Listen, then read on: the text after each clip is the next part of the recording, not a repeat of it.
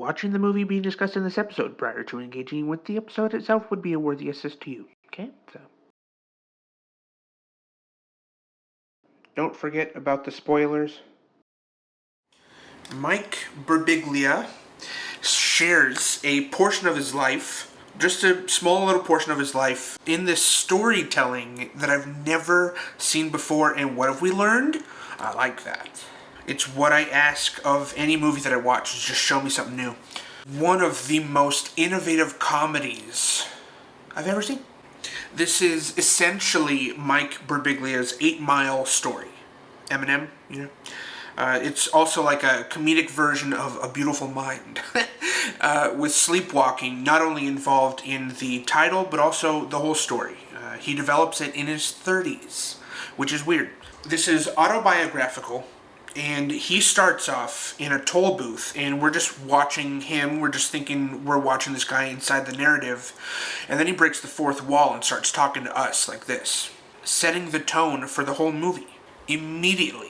I love that. So he's narrating the story, but he's also worked in a way to tell his stand-up comedy material in a movie rather than on stage. And comedians have done that before. You got Ray Romano, Jerry Seinfeld, Kevin James, Bill... But they translated their material into an episode of their TV show, like by inserting it into the narrative. Birbiglia just tells it right to you, and then shows you. Or he sets it up and shows you. He'll show you and then confirm it by cutting back to him and he's telling you and breaking the fourth wall. He keeps the fourth wall open. Did I miss the part shaving? I don't know. The family dynamic is really believable here. The mom is a believable mom, and Mike's, we're on a first name basis, his mom, and what they chose to focus on with with her character is so believable to me. Again, I'm going to keep going back to that word about it being a believable character that I'm watching, where to me it's not a character, that's a real person, but it's not. The dad shouting his responses from the other room is really funny to me. My dad doesn't really do that, but it's a really funny bit of the movie to me. In the movie, even the couple dynamic between Birbiglia and the actress playing his wife, not his wife, girlfriend, fiance, not his wife. I believe it, though, which is the most that I ask from actors playing two people who've been together for 8 years. It's supposed to feel legitimate, and they pull it off. The way they have trouble touching on certain subjects, or when they have the courage, they get interrupted and can't, complete the discussion. That then leads to miscommunications that are hard to watch, because stuff like that is real and it really happens. Often. And usually, the more random the story, the more grounded it feels. If somebody tells you the name of somebody they just met, and you go, oh my gosh, that's the person that I just bought this thing from. That's random. So you're like, oh, I totally believe that you met this person, small world type scenario. So when Mike Birbiglia says, or does in the movie, and says, because he's the narrator, that he asks a woman out by politely asking, would you like to go to church sometime? She's like, what? And he's like, yeah, I haven't really been since I was 10, but there's a chapel over there if you want to go sometime. I think, yeah, something like that probably happened. Birbiglia's struggles are grounded in this movie. The critique that he gets from his dad, the pressure to get married, but also the fact that everyone thinks that the best part of his life is his girlfriend. I think that's a profound statement right there, and I imagine that was something he felt profoundly, and that he also needed to share through this character in dialogue, who he changed the name of the character, Matt something. I don't think they ever say his last name correctly, the character's last name in the movie. It's always like Panda Piglia or something like that. Addressing the fact that nobody can really say his name, Birbiglia. I think I'm saying it correctly. So something that they developed here is Mike Birbiglia's sleepwalking. He has one initial incident that happens, and his family was like, what was that? And then it doesn't happen again. Then it does happen, and he gets so involved in his dream that in real life he falls and he hurts himself. The sleepwalking is worsening, but his stand-up comedy career is improving bit by bit. He gets his first real road gig after acquiring a manager that vouches for him. She's like, you're not very funny. Hey, dude, you gotta check out this guy. He's hilarious. It's at some university, this first gig that he gets, but it's like hosting some talent show at a college, at some university. This leads to another gig, though, that pays $50. He's like, I gotta do it. He's opening up for Mark Maron. That's the gig. A real comedian. This may have actually happened. He has this revelation during this conversation with Mark after bombing on stage. He says something vulnerable and cynical about his home life, and Mark laughs and goes, dude, you should say that on stage. Mike's like, that wouldn't go over well at home. And Mark goes, we're not at home. And something clicks with Mike. Then there's a shift. Audiences suddenly are responding to his material. They relate to it. It connects with them. So it works. How many other ways can I say it? They laugh. My iCloud is full, apparently. So he starts riffing further on that concept, and he gets a bigger response. He's learning. Things are progressing.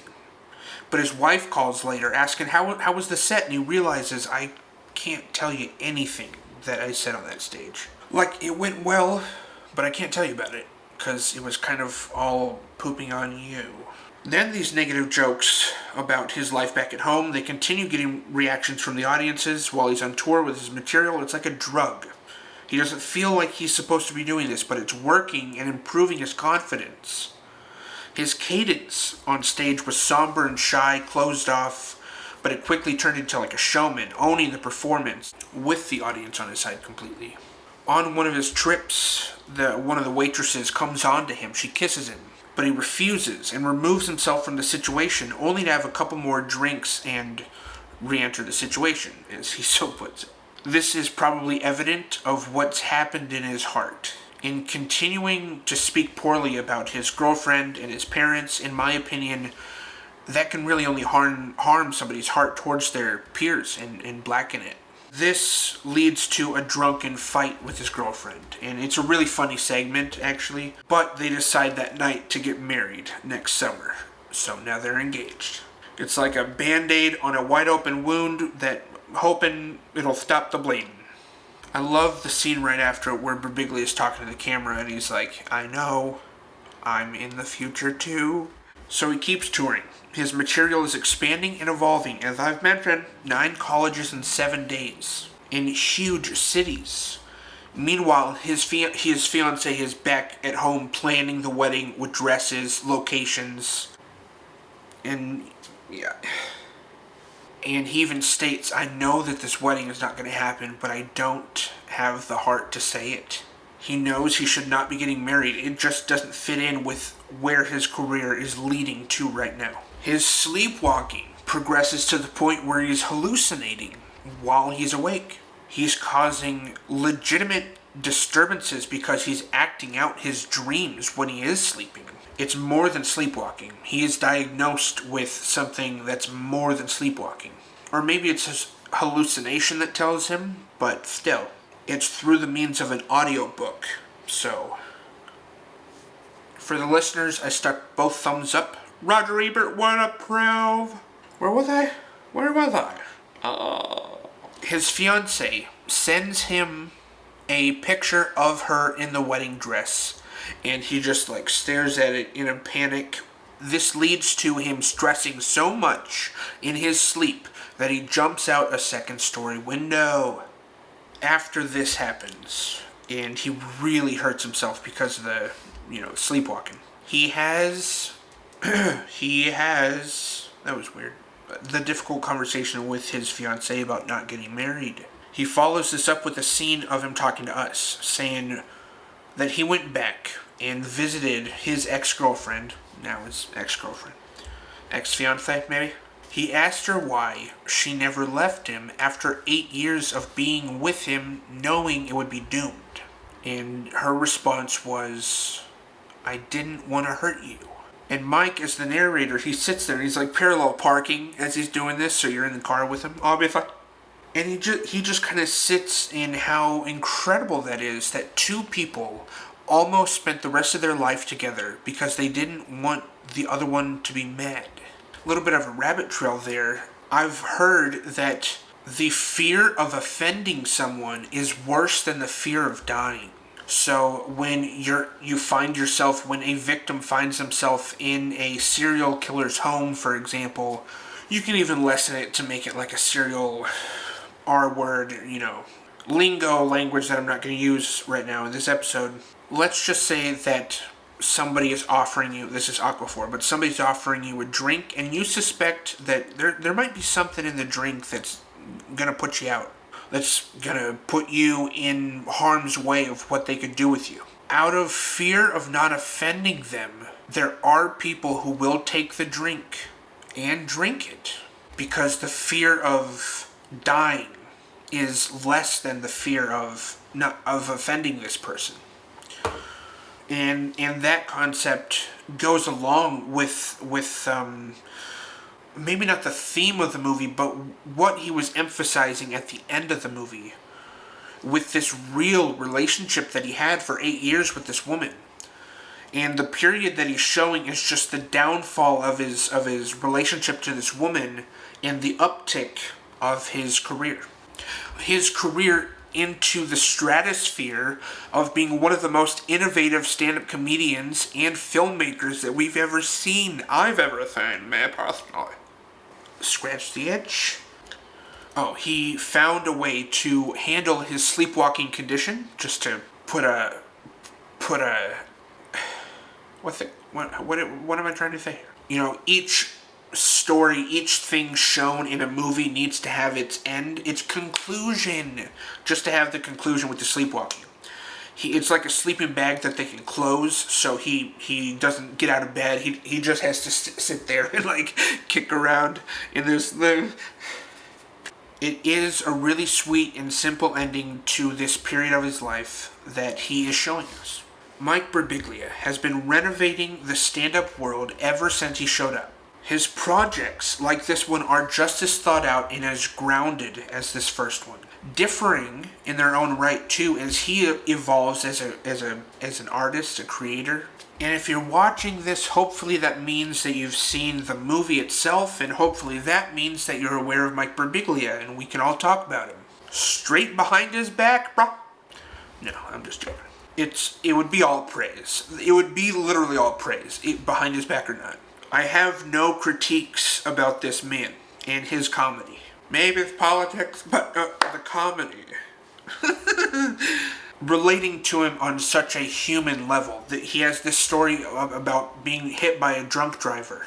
There was a lot of corrupt activity that occurred on the behalf of the cops. Handling the situation, they handled it so poorly. Whether it was intentional or just a total lack of paying attention to the paperwork. They lied, and the whole story is so heartbreaking, and somehow Mike Birbiglia finds the humor in it, and he's been able to tell this whole story on stage. Please go find that if you haven't heard it. That is one of the first stories that I heard of him, through him, from him, by him, and it was where I really connected with him as just a human being. Already thinking and knowing that he was funny, but this was something more. And I will always take inspiration from this guy. I connect with his humor so well. So, anyways, I had to share about this movie. Thank you so much for watching and being here. I gotta unclench my butt muscles. I tend to tense up when I'm doing a podcast.